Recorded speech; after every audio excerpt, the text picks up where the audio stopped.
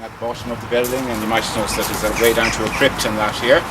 Now, a few people that I've met on site here over the last few weeks when I was down looking at the building have told me all sorts of stories that this was a shortened version of a longer church, which is correct, but they were saying that this was the main part of the church and that this was the end of the church and that they chopped off the end of the church, but it's actually quite wrong. So what it turns out, and Julie mentioned it yesterday, that they're not sure what this building down here is. So this building was aligned, or pretty much aligned, with the church here, but the altar and everything where it is at the moment is pretty correct for the medieval church, as in the 13th century church, and the church actually extended in this direction and was chopped off this way rather than this way. So when we're inside later, we will see that the altar and all the 13th century elements and everything are in the right place. This here, where I'm standing now, where you're standing now, is the north transept. So this extended out here, and you can actually see where the edges of that are. You can see one of them here, and one up here to the right. And if you follow that line up, there was an arch, and you can actually see the start of it there. See where the brick is? And that went right up, and right up. Never saw it. No. So the transept was here. Now what's interesting about it is that the church is much lower than the original church.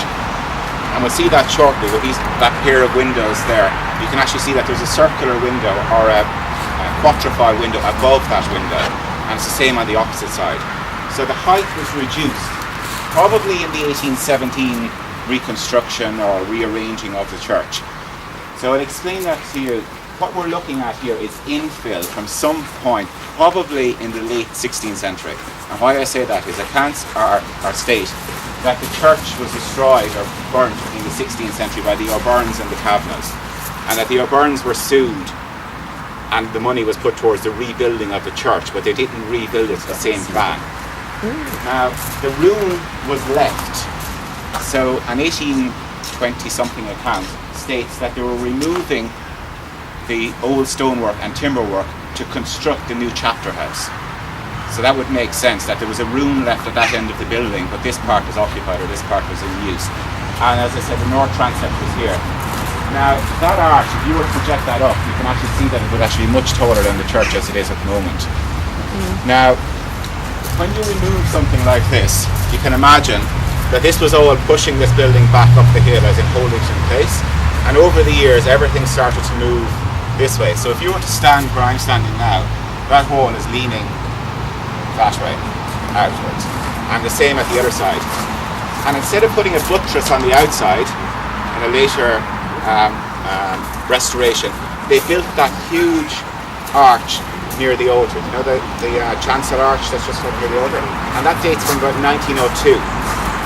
So I'm not sure if you're familiar with the architect James Franklin Fuller, but he was working with the church representative body, and he was commissioned to come in here and restore the church. And it said, an account from the 1940s said that the church was completely rebuilt, but it's not correct. What he did was he took off the roof. He didn't take off the roof, he put a new roof on. So when we go inside, we'll see that there's nice trusses and everything. They're all 1902, they're all Edwardian. There's nothing medieval about those, or nothing Georgian about them. But he also discovered during that the inside, or the corner where you turned from the actual chancel into the transept. You know where there's a recess inside, we'll see it when we go inside, and there's some nice decorative columns or that, they're partly. They were discovered.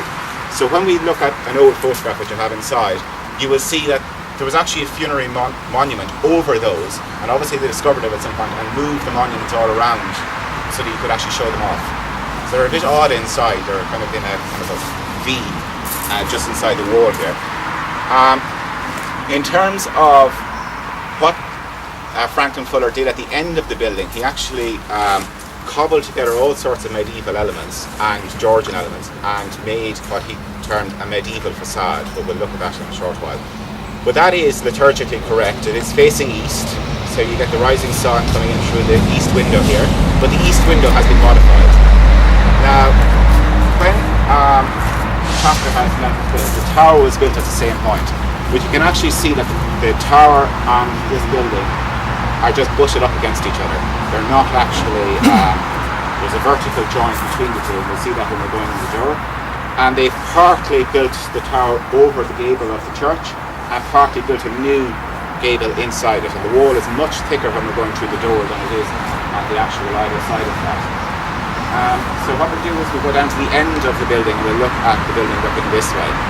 Now, Anjali mentioned yesterday that the building down here may have been the old chapter house, or may have been a building built to accommodate, the monument inside to Johnson John, or Johnson John, yes, and that may have been in that building there at some point. But this was not joined to that. The levels are completely wrong. You can imagine if those windows are up there, and the windows down below are down, like they didn't have steps in the middle of the church, right? And then this was two separate buildings. And it was probably built downhill from this, not to block the light coming in through the east window. All the way over here, so you have a huge big cruciform. You do, yes. Shape church going all the way over here. And same on the other side. And past the edge of the grass, the same at the other side as well. Right, yes. and heading down that way. Yeah, so you can imagine that's the choir part there, and the choir is always shorter than the nave. So the nave actually went quite a distance in that direction. That's astounding. Yeah. Yeah, the crypts existed. I mean, that was in a corner, as in you can imagine the wall returning here. So the crypt would have existed underneath the altar area there, but there probably was a crypt for that underneath, or was at least burials underneath the north transept and the south transept. And what were those arches up there? Those arches, what I reckon they must have been was that when they were filling this in, there never had been a wall at this point here, and that maybe there was some kind of foundation stones or something that were holding up a floor as if there was a crypt underneath, and they just used those pads and built arches often, so almost like a bridge supporting the rest of the wall. So there's no big foundation underneath the central part, but there is underneath the points where they come down. Okay. So it must have been something like that. But you can see, if you were to look at the crypt level there and the height of the arch here, and you were to go inside into the floor level is down about there. So these don't make sense as being an earlier church or part of a crypt or anything like that. As I was saying, the bottom part might have been, but not definitely the arch part. But it does look like there were 3 windows or something like that. Yeah. The outer wall then came out to here. Yes. And so it was really twice the width as it is today. Just at this transept. So it's a cross-shaped or Yeah. cruciform shape if you look at it in plan. Yeah. Yes. So there would have been a side chapel probably on the south side and then a north transept here. So we go to the end and look back at the line. They don't align, even though they look like they look like align they down yes. here. Yeah. Now, here you can see this has been modified quite a bit over time. There was probably an entrance into a crypt or something here. See that here? This kind of matches what's going on at the other side here. There's an arch there, or a relieving arch at least, that's left there. So you can see this has been repointed and it's quite difficult to read, but you can see that there's a row of stones just underneath those windows here and underneath them here. And it doesn't continue underneath the large window. See that? Mm-hmm. Yes. And why it doesn't was the large window was actually bigger. In an earlier photograph that I found, the window sill was much lower than the windows either side of it. This window here, even though it looks probably the most medieval element here, is from 1902. So it was actually a much broader window, much more glass and everything in it, and it extended right up. Now, it had an arch, one big arch. You can see the start of it just below that Basilica window. See that oval window? Mm-hmm. See the start of an arch there? Yes. And the same at the other side. So if you can imagine projecting that up, that was the height of the window. Now, when this was cobbled together, you can imagine they've just stacked stones on top of each other. So there must be some kind of bar or something linking some of them, or some kind of pins or something.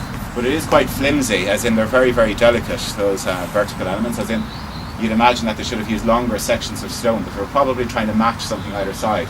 Now, when they took down that arch, the stone part of that arch, Fuller recycled parts of it into those 2 windows. Those are Versica windows, VESCA or VESICA. The oval ones. The oval windows. So if you can imagine taking the 2 parts of that apart and putting them beside each other, they're part of the top of this window. Can you imagine that?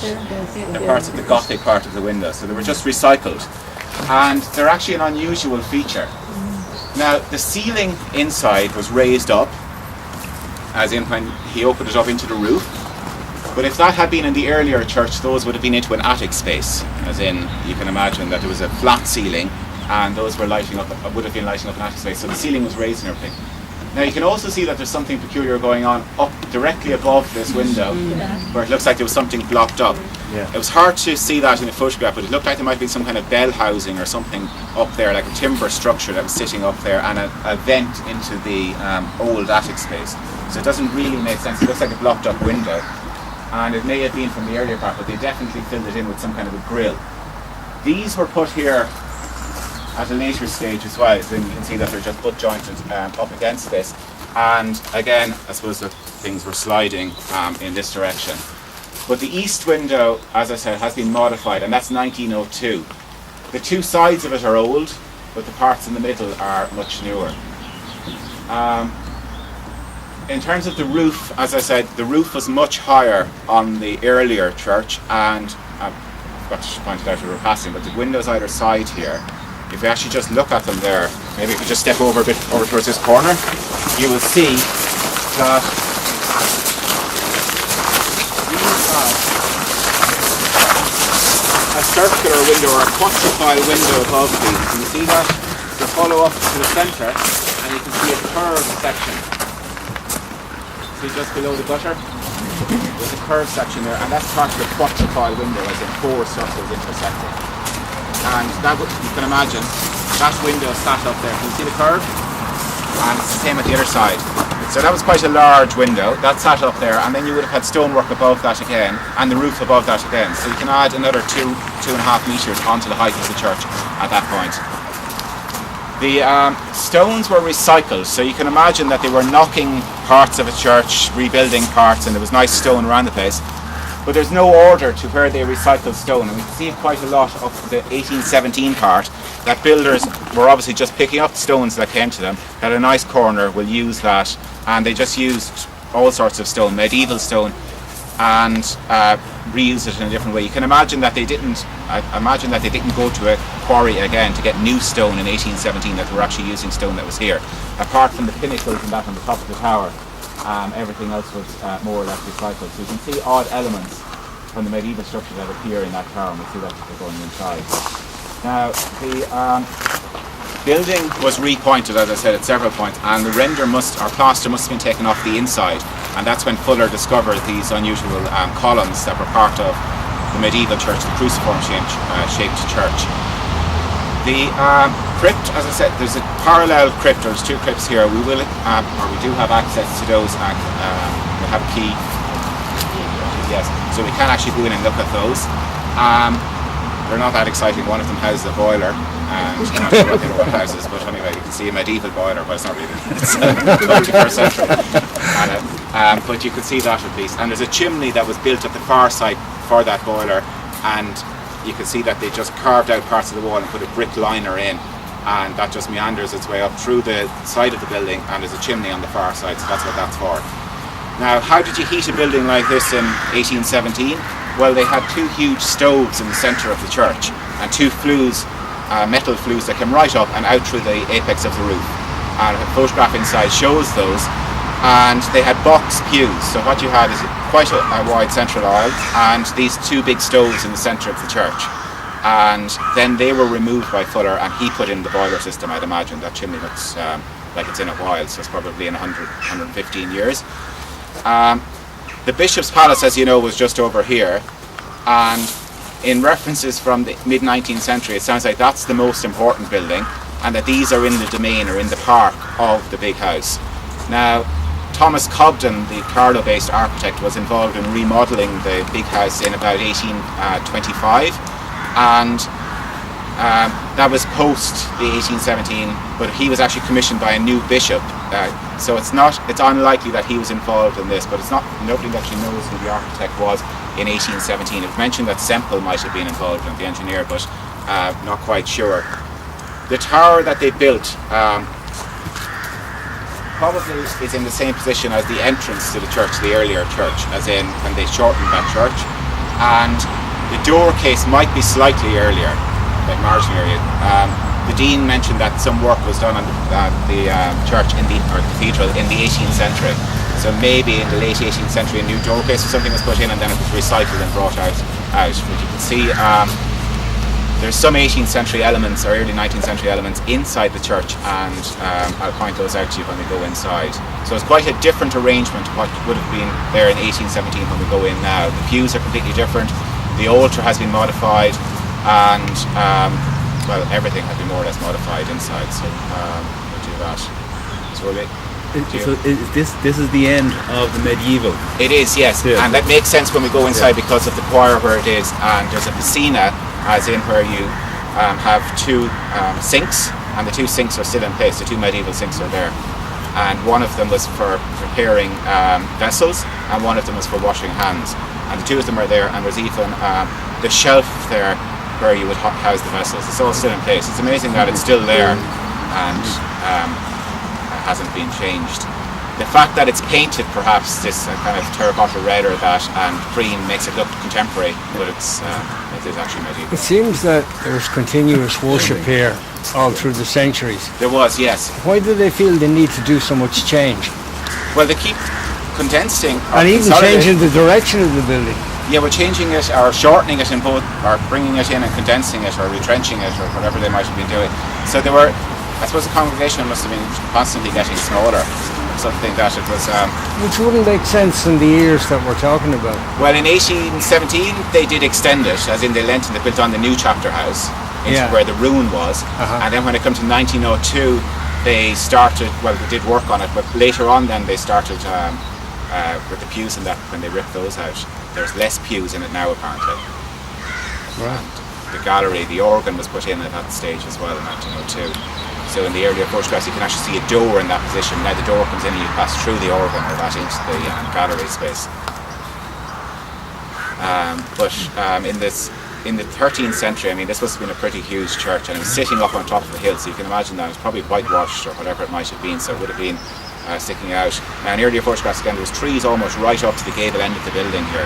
So this area was all planted like parkland. And what it was doing was creating, there was a gap here just creating an eye catcher from the Bishop's Palace, but in general it was all parkland. And the church over here, there was a huge plantation between the two of them. So you can imagine that they were both seen from the Bishop's Palace but not seen from each other, which is unusual. I missed the first part of your talk, Yeah. just the first few minutes.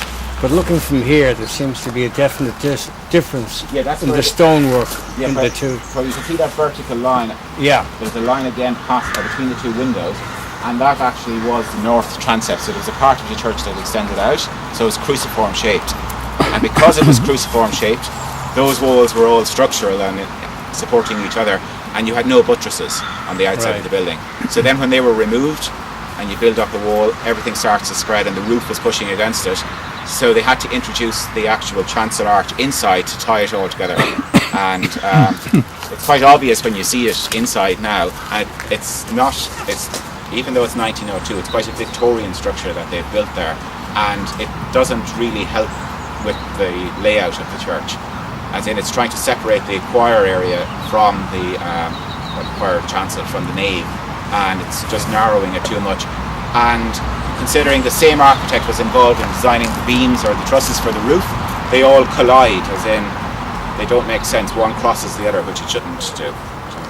Are we seeing evidence of recycling of some stone Yes. and a new stone then for other Well, I parts don't know of if that it's wall? new stone. There's new stone definitely for the likes of the transept arch, but in general I'd imagine that they were recycling stone from the site. So a lot of the stone was in use beforehand, but I mean it might have been buried in the wall somewhere, but when they knocked the wall then it is out to the fore. But you So can we could have some original stone Oh, there is from the definitely- original priory. Well, there is definitely original stone from the original priory there, yes. And you can see that, and we'll see that up here at the tower in particular, at that point there. So when they were, like when this wall here was being built, you won't find recycled stone in that because that is New. You know, you won't find it in that part there. So, Why was there so much stone brought into the building, like sandstone? yeah, the sandstone. I mean, And you would have had surely lots of ourselves. yeah, well, even Fuller, and I'm not sure where the stone came from for the arch here, but Fuller in 1902 preferred French sandstone. So he was bringing in French sandstone even at that point. And the sandstone, it was easier to cut, but some of that was cut off of site, as in, it's like mail order. You would order your columns and they would arrive, and you would have stonemasons working here putting it all together, but you actually had those pieces that were carved off-site. So I think the passage, the windows in the passage, the castle was it? Yes, yes, yeah. Well, that would make sense that it would be brought in. It's generally that it's a softer stone, but it's easier when you cut it that you get a good sharp edge with it. Whereas the Wexford sandstone is like that pudding stone, and it flakes or it crumbles when you actually start carving it. But I mean, black stairs are just there with all the granite in the world. But anyway, so will we walk up and look at the tower? When you build a new gable end, you have to build a new corner. And what they've done here is they built a corner, but picked up stones that had fallen on the ground or whatever had been. So you can see every so often you get a nice decorative stone as part of a window or part of something else. And they're 13th century elements that have been just incorporated in during the 16th century. I mean, they don't make sense where they are. And when you look at the tower, the stonework in the tower is quite different to the rest of the church, or the gable at least. And they've used quite a few small stones there. And then as they get further up, they're starting to use bigger stones, which again doesn't make sense, as in you usually use the bigger stones towards the bottom and the smaller ones towards the top. But anyway, you can see that that's just butted up against the gable, and then it's partially built over the gable. But the wall is very thick on the inside, so you can see where it overlaps the gable there. It overlaps by about a foot, but the wall is about 3 foot thick. So there's 2 foot of a new wall built up along inside the gable, and then they just go out ever so slightly over it and build it up. Now, there was a window here where the clock is. So there was a clock, a window there at one point in a photograph that I found, and they've come along with the clock there at the 86. You can actually see the window there, more or less, to join by the side. Up along through the tower, you can see even just to the left of the clock, you can see a nice piece of medieval stone there, cut stone. See that? And every so often, even to the right of the clock, there are 2 or 3 stones there. See those? And again up in the top stage as well. And the pinnacles, they're in granite, and they're from the 1817 period. I mean, they're pinnacles.